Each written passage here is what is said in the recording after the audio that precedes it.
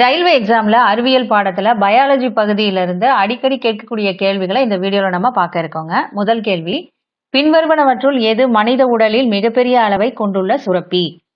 Which of the following has the largest size gland in the human body?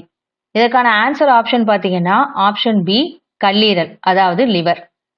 Exam point of வியூல இன்னும் சில கூடுதலான தகவல் என்னன்னா, கல்லீரல் அப்படிங்கிறது மனித உடலில் உள்ள மிகப்பெரிய சுரப்பியாகுங்க, அதாவது லார்ஜஸ்ட் கிளாண்டுங்க. இதனுடைய எடை, அதாவது வெயிட் பார்த்தீங்கன்னா 1.5 கிலோல இருந்து 2 கிலோ வரைக்கும் இருக்குங்க. இது வயிற்றுக்குழியில உதரவிதானத்தின் சற்று கீழே அமைஞ்சிருக்குங்க.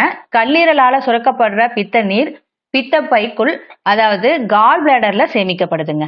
கல்லீரல்ல இருந்து சுரக்கக்கூடிய பித்த சாறானது குடலில் உள்ள நொதிகளின் செயல்பாட்டை ஊக்குவிக்குது. இது மட்டும் இல்லாம உடலில் உற்பத்தி செய்யப்படும் நச்சுக்களை நடுநிலையாக்குவதன் மூலமாகவும், அதாவது நியூட்ரலைசிங் டாக்ஸின்ஸ் மூலமாகவும் உடலை பாதுகாக்குதுங்க. அடுத்த கேள்வி, செரிமானத்துக்கு உதவும் பின்வரும் எந்த அமிலத்தை நம் வயிறு உற்பத்தி செய்கிறது? Which of the following acid does our stomach produce that helps in digestion? இதற்கான ஆன்சர் ஆப்ஷன் பார்த்தீங்கன்னா ஆப்ஷன் சி, ஹைட்ரோக்ளோரிக் அமிலம், அதாவது ஹைட்ரோக்ளோரிக் ஆசிடுங்க. எக்ஸாம் பாயிண்ட் ஆஃப் வியூல இன்னும் சில இம்பார்ட்டன்ட் இன்ஃபர்மேஷனை தெரிஞ்சுக்கலாங்க. இரைப்பை சாற்றில், அதாவது கேஸ்ட்ரிக் ஜூஸ்ல உள்ள ஹைட்ரோக்ளோரிக் அமிலம் உணவை உடைக்குது. அது மட்டும் இல்லாம செரிமான நொதிகள் புரதங்களை, அதாவது புரோட்டீனா பிரிக்குதுங்க. ஹைட்ரோக்ளோரிக் அமிலம் HCl ஐ வழங்குவதன் மூலம் புரத செரிமானத்திற்கு, அதாவது புரோட்டீன் டைஜஷனுக்கும் உதவுதுங்க. இது பெப்சினின் முன்னோடியான பெப்சினோஜனை செயல்படுத்துதுங்க. அமில அமில பிணைப்புகளை உடைப்பதன் மூலமா புரதங்களின் செரிமானத்துக்கு உதவும் பெப்சின் நொதிய HCl செயல்படுத்துதுங்க. மேலும் இது இணைப்பு திசுக்கள், அதாவது கனெக்டிவ் டிஷ்யூஸ் மற்றும் தாவர உயிரணு சுவர்களை, அதாவது பிளான்ட் செல் வால்ஸை உடைக்கிறதுக்கும் உதவுதுங்க. அடுத்த கொஸ்டின் பார்க்கலாம்.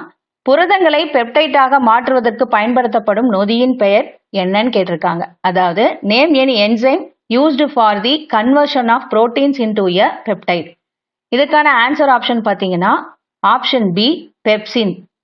எக்ஸாம் பாயிண்ட் ஆஃப் வியூல இன்னும் சில கூடுதலான இன்ஃபர்மேஷன் என்னன்னா, உடலின் செரிமான அமைப்பு செரிமான செயல்முறைக்கு போதுமான என்சைம்களை உற்பத்தி செய்ய தவறும் போது இந்த விஷயத்துல பெப்சின் என்சைம் செரிமான செயல்பாட்டில் உதவுதுங்க.